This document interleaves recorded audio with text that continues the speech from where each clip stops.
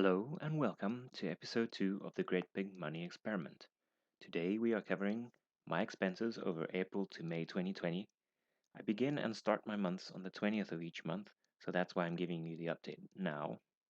We then update my net worth and finally get on to the question of how much money you need to reach financial freedom or retire early. Current state. Let's see what I've spent over the last month. On the left here, we have our data dump. It hasn't been a busy month due to the current world events. That's why this data dump is so short. In the middle, everything is tallied up. Our total expenses as a couple was close to $2,300. So my total expenses for the month was 1,189. Over here, we can see what I spent it on. So a little bit of alcohol, a little bit of a phone. Our second largest expense is on food. Our third largest was on insurance, car insurance, and our single biggest expense was on rent. We spent a little bit on restaurants, a little bit on banking fees, and a little bit on gifts and charitable donations. Now let's see how my net worth has changed.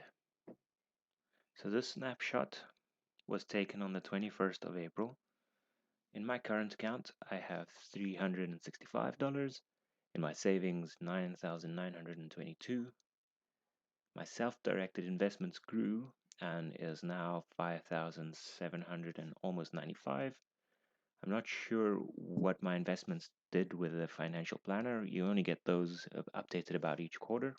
So for now it's the same. So worth my net worth has increased by approximately $900. So my monthly increase is higher than the savings that we saw in the expense tracker. Then there are two reasons for this. One being that my investments have appreciated, and that probably accounts for almost everything in this case.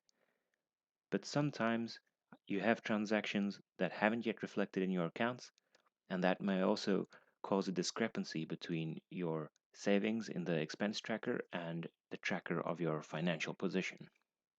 So, how much money do you need in retirement?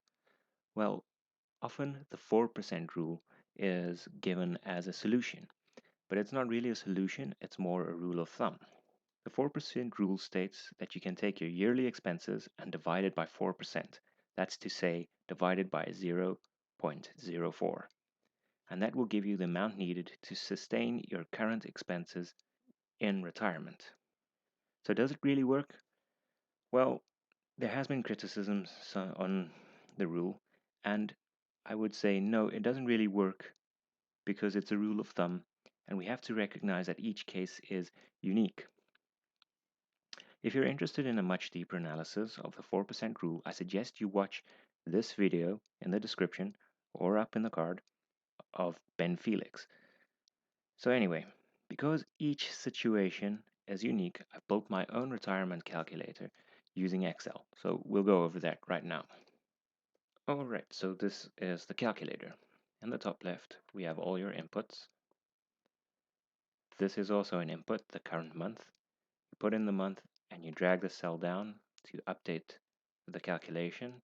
If you don't do that, the time it will be until you can retire, these four outputs over here won't necessarily be accurate. So inputs over here, outputs on the right, and then your calculations in these tables below. So the first input is inflation. Depending where you are in the world, this will be different.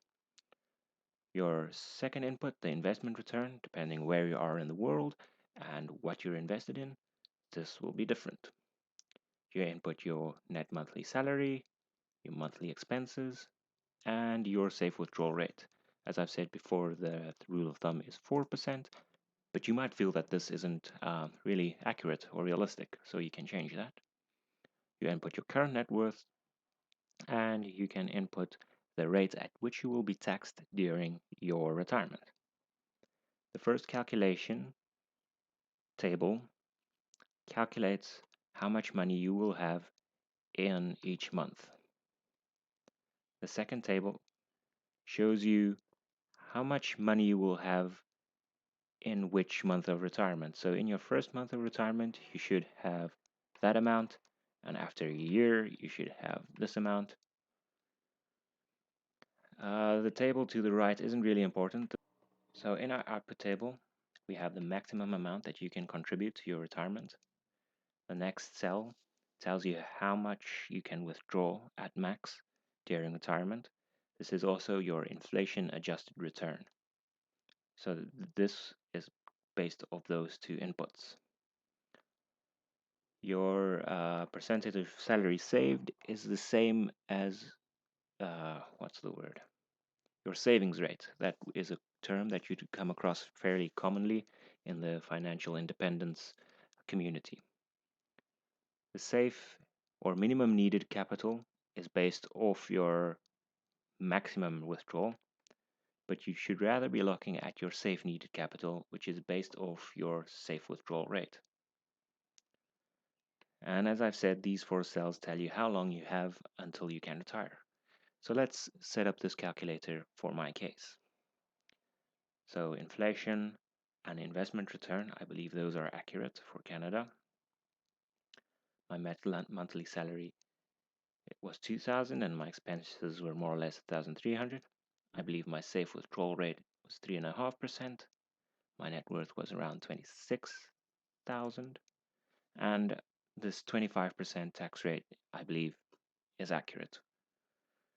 So it calculates how much money we will have in each month, but what we really are interested in is safe needed capital. For me to replace my expenses in this current state that I'm in, I need almost $600,000.